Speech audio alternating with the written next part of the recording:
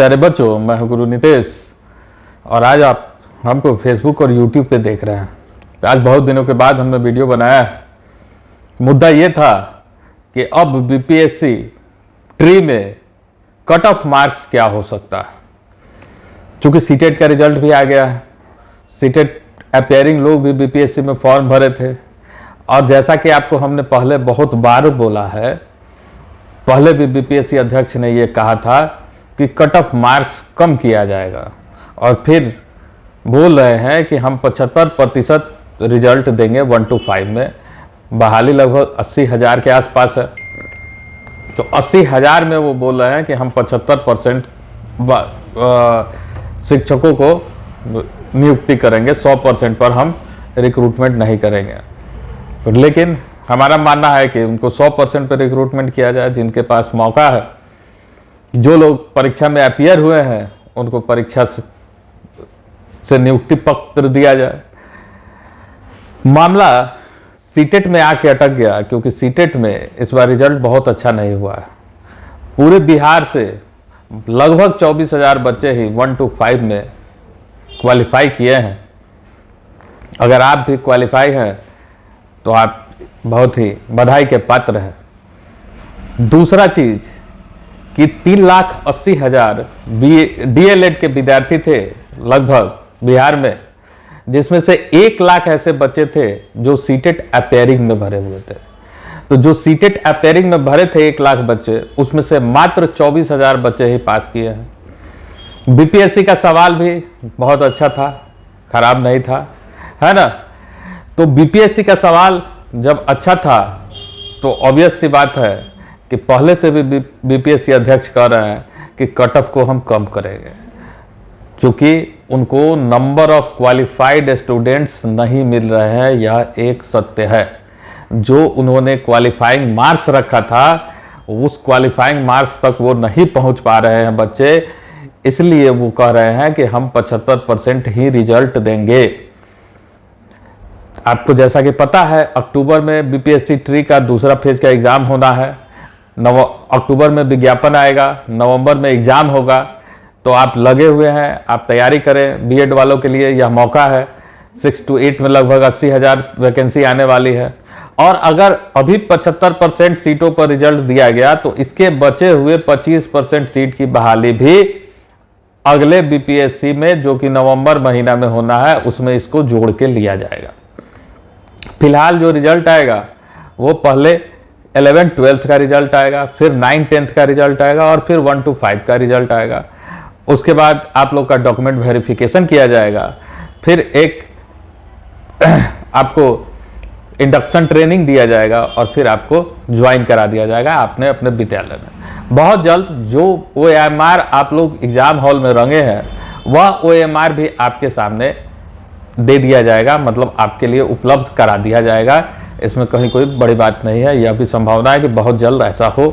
उम्मीद है कि 10 अक्टूबर तक आपका रिजल्ट आने का प्रोसेस भी शुरू हो जाए। ठीक है, अब हम लोग मेन मुद्दा पे बात करते हैं कि कट ऑफ क्या होने जा रहा है। तो जैसा कि हम पहले से बोल रहे हैं कि कट ऑफ हमेशा मिनिमम क्वालिफिकेशन मार्क्स के ऊपर ही रहेगा। अगर मेल कैंडिडेट की बात करें, जनरल, ईडब्ल्यूएस या अदर स्टेट वाले, तो इनके लिए जो क्वालिफाइंग मार्क्स था 120 में 40% का था। तो 120 में 40% का मतलब है 48 मार्क्स। तो अगर आपके पास जनरल, ईडब्ल्यूएस या अदर स्टेट वाले 50 से 55 मार्क्स के बीच में है तो 200% आप सेफ जोन में है, आपका रिजल्ट आ रहा है। अगर BC2 जो कि 44 मार्क्स है, जिसको पास करने के लिए 36% मार्क्स चाहिए, अगर आप 44 प्लस है तो आप सेफ जोन में है, आपका रिजल्ट आएगा ही आएगा। EBC जिनको पास करने के लिए 34% मार्क्स चाहिए, अगर वो 41 मार्क्स ला रहे हैं तो वो पास है। और जो महिलाएं हैं, आप अगर अपने आप मिनिमम क्वालिफिकेशन को पार कर रहे हैं तो आप भी 100% 100 नहीं 200% आपका नौकरी पक्का है।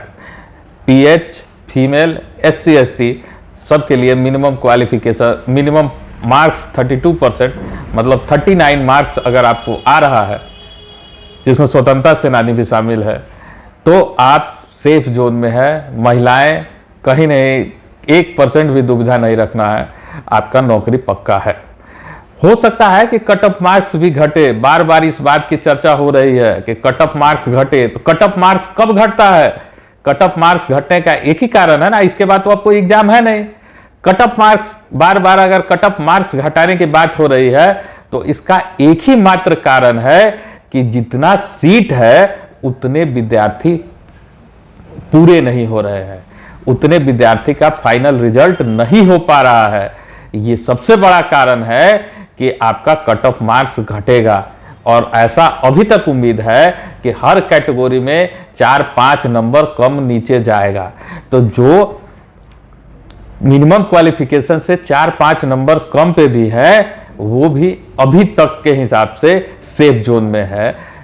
अगर ऐसा नहीं होता तो बार बार कट ऑफ घटाने की बात अतुल प्रसाद के द्वारा नहीं की जाती।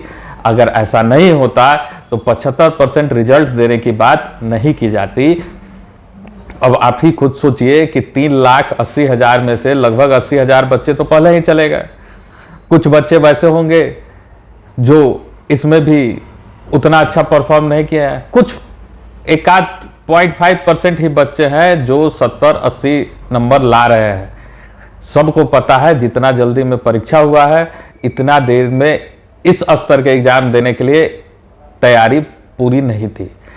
इसलिए आप लोग से हम बार बार कहते हैं कि आप लोग अभी से बीपीएससी ट्री के लिए, जिनको भी 6 to 8 देना है, 1 to 5 देना है, वो लग जाए और उसकी तैयारी करे, क्योंकि नवंबर में एग्जाम होगा। अब जो कहा जा रहा है उतना हो रहा है, इसमें कहीं कोई दो राय नहीं है। आज के वीडियो में हम लोग इतना ही करते हैं, फिर अगले वीडियो में हम लोग अब रेगुलर मिलने की कोशिश करेंगे। धन्यवाद।